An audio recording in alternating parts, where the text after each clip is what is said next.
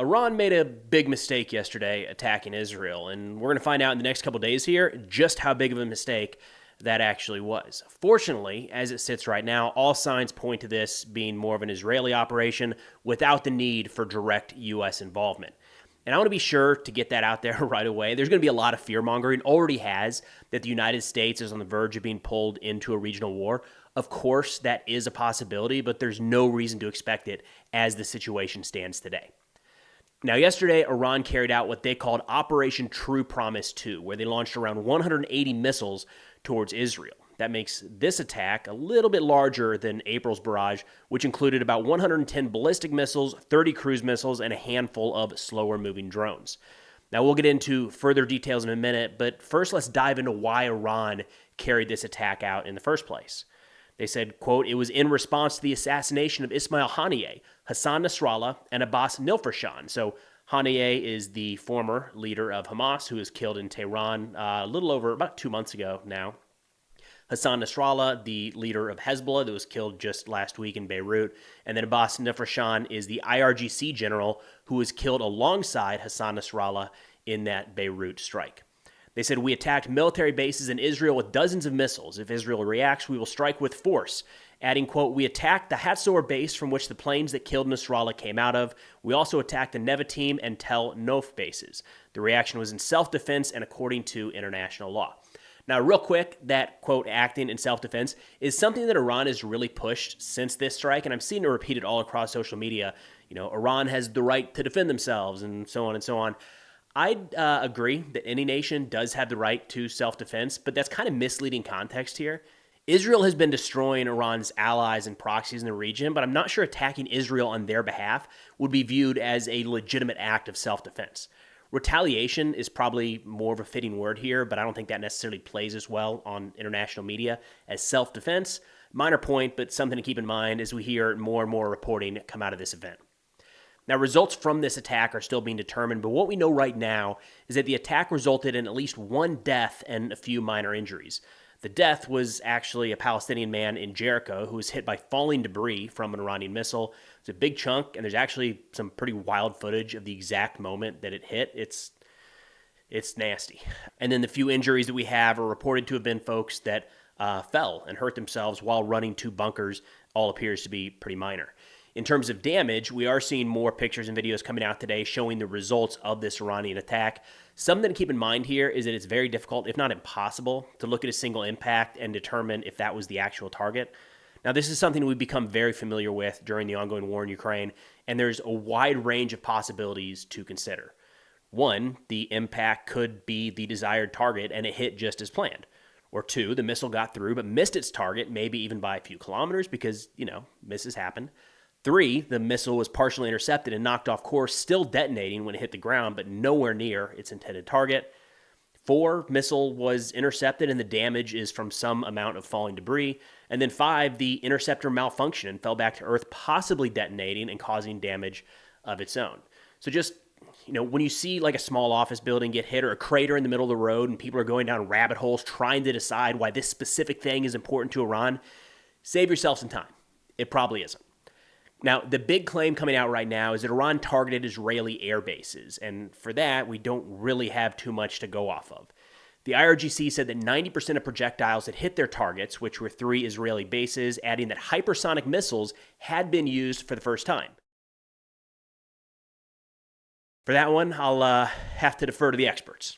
So Israel did acknowledge that air bases were hit, saying that the impacts damaged minor office buildings and other maintenance areas in the bases that do not directly impact the operational capabilities of the force.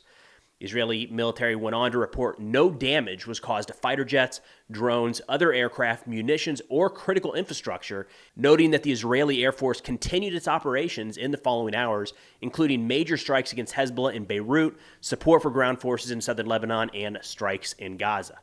Now, one of the major claims coming out of this wave of strikes is that Iran was able to eliminate or at least damage a significant number of Israeli F-35 advanced fighters. Pure speculation at this point, right? There's no evidence one way or another. One of these air bases is where the F-35s are stored. No indication one way or another that they were damaged in any way, shape, or form.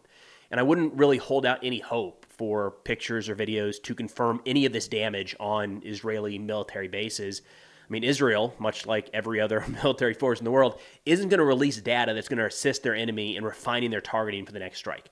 Genuinely, there is like zero incentive for Israel to put out the exact damage caused to any one of these air bases. All right, so in sum, what we know right now is that about 180 missiles were launched by Iran that resulted in the death of one Palestinian man and some minor damage to Israeli airfields. There are actually jokes going around right now on Iranian opposition Telegram channels saying that Israeli pagers are more deadly than Iranian missiles. That said, this attack was larger, more complex, and involved more advanced weapons than the strikes in April, which put greater stress on Israeli air defenses and allowed more warheads to get through.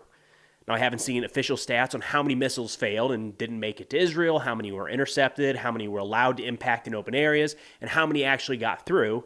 However, it's pretty clear from the footage out now that quite a few did impact inside of Israel. And there's quite a few explanations that have been put forward as to why Israel's air defenses were less effective this time around. Now, this is something that's hard to dial into without all of the data which isn't public, so best we can do right now is throw out a few general ideas. First, it could be that Iran just launched more of their advanced ballistic missiles when compared with the previous attack. It does look like Iran used quite a few of their Fatah-1 and Khyber-Shakhan medium-range ballistic missiles, which I believe have greater maneuverability in their last stage of flight, which makes air defense even that much more difficult. There's also the possibility that the April attack depleted a significant amount of the Israeli interceptor arsenal, and they weren't able to rebuild their stockpiles in time. So in that case, just more missiles coming in than Israel had the means to shoot down.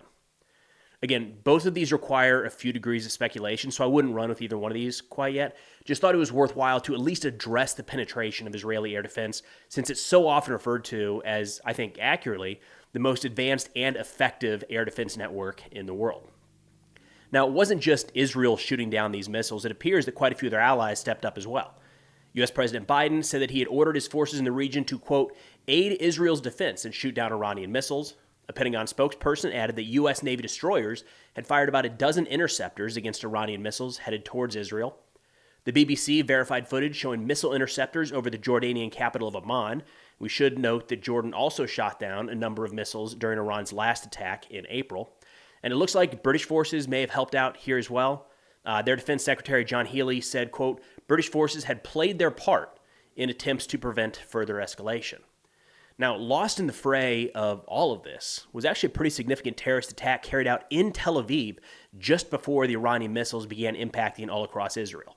The Jerusalem Post said that 7 people were killed and dozens wounded by 2 men that came in from the West Bank. In fact, CCTV footage showed that the 2 men were armed with assault rifles and knives. As they approached civilians waiting at a train stop, they opened fire on those civilians and began shooting into the train that was parked nearby or stopped nearby.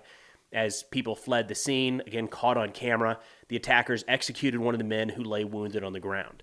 Israeli security officials quickly arrived on scene and were able to kill the 2 gunmen. Now, as of this reporting, there's been no claims of responsibility for that attack from Hamas, Palestinian Islamic Jihad, or really any group, and no direct link from the attack to the Iranian missile attack other than the timing. But it does highlight that Israel is not just facing attacks from organizations abroad, but from groups and extremists inside of their own territory. Now, the big question on everyone's mind is what comes next. And it looks like Israel is preparing a pretty significant response. This is why I made the statement to start the video that Iran made a big mistake here. We've talked in previous videos about how the Iranian advantage over Israel is in the asymmetric realm. The funding and training of proxies, terrorism, the fueling of general unrest inside of Israel and all across their borders. That's hard to fight back against, but a direct military engagement? That's right in Israel's wheelhouse, and honestly, it looks like Iran may have stepped into a trap here. Back in April, I said the same thing. This was Iran getting goaded into launching a direct attack against Israel because it was, all things considered, pretty effectively defended against and gave Israel the top cover to strike back inside of Iran. Now, what sort of constrained that whole series of events was that there were hours of notice, again, back in April. Hardly any munitions actually impacted inside of Israel, and those that didn't cause any significant damage. In fact, it was so ineffective that some people actually argued that it was intended to be stopped, just so Iran could say that they did something without risking a major Israeli response. Personally, I don't think you waste 200 munitions hoping that they get shot down to send a signal, but that's just me. This time, was different. This time, people had to rush into shelters last minute. Explosions were heard and seen all across Israel, and it's only due to the effectiveness of Israeli air defense and their partners in the region that the death toll wasn't significantly higher. But don't take my word for it. Look at what Israel is saying. The Israeli Security Cabinet met during these strikes yesterday, where Prime Minister Netanyahu signaled their next move, saying, quote, "Iran made a big mistake tonight, and it will pay for it. The regime in Iran does not understand our determination to defend ourselves and our determination to retaliate against our enemies. They will understand. We will stand by the rule we established. Whoever attacks us, we will attack him." And then according to a report by Barak Ravid at Axios, he said 2 Israeli officials said the cabinet meeting ended after several hours with the understanding that there will be an Israeli military response, but without a clear decision on what that response will be. A senior Israeli official told Axios that one of the reasons the decision wasn't made at the cabinet meeting was because Israeli officials wanted to consult with the Biden administration, adding that while Israel is going to respond on its own, it wants to coordinate its plan with the United States because of the strategic implications of the situation. Another Iranian attack in response to an Israeli retaliation would require defensive cooperation with U.S. Central Command, more munitions for the Israeli Air Force, and potentially other kinds of U.S. operational support. Again, that's all coming from an Israeli official. So again, I'm seeing people refer to this wave of attacks as a signal, which to me is an attempt to explain why less damage is actually a good thing. This attack was not an Iranian failure, not by a long shot, but if you called it signaling, then technically just attempting it accomplished that goal. The problem for Iran, as I think the signal that Israel is getting, is that now is the first time, maybe ever, where they have the justification to deal a major blow to the Iranian military and ruling regime. Going back to Barak Ravid's reporting in Axios, where he said a U.S. administration official in talks between the Biden administration and the Israeli government on Tuesday said the U.S. made clear that it supports an Israeli response, but it thinks it needs to be measured. So kind of reading between the lines there, the Israeli military has the means to carry out significant waves of strikes without direct U.S. involvement that could be considered, quote, measured. If the talk was about removing the Iranian nuclear program or something more complex than that, then yeah, Israel probably would need some U.S. military assistance to carry out that scope of work, but that's not really being pushed in the United States right now. Of course, we're in the middle of an escalation cycle right now, if you will, and that always risks going off the rails. So while direct U.S. involvement is unlikely right now, we can't ever say for sure that it's 100% off the table. As sort of a middle ground, I could see us, the United States, stepping up our presence in the region to better protect our troops on the ground in places like Iraq, Syria, Kuwait, and elsewhere, and maybe even assisting some regional allies in their own defense. So right now, all eyes are on Israel, wondering what their response is going to be. Of course, Israel has the conventional military advantage here, so the easy thought is some sort of air or missile strike against targets inside of Iran. However, I wouldn't discount some covert action there as well. As we've seen in recent weeks and months, Israel has a pretty wide range of assets at their disposal to assassinate key leaders or sow chaos pretty far inside of enemy territory. From the killing of Hamas leader Ismail Haniyeh in Tehran to the pagers blowing up in Lebanon, I wouldn't discount something along those lines happening in Iran, maybe even alongside a conventional military response. But we'll just have to wait and see. Well, that's all I got for now. If interested in this or other national security subjects, be sure to check out Between the Lines, our reader-funded publication that's linked in the description below. But thanks for watching, and I'll see y'all next time.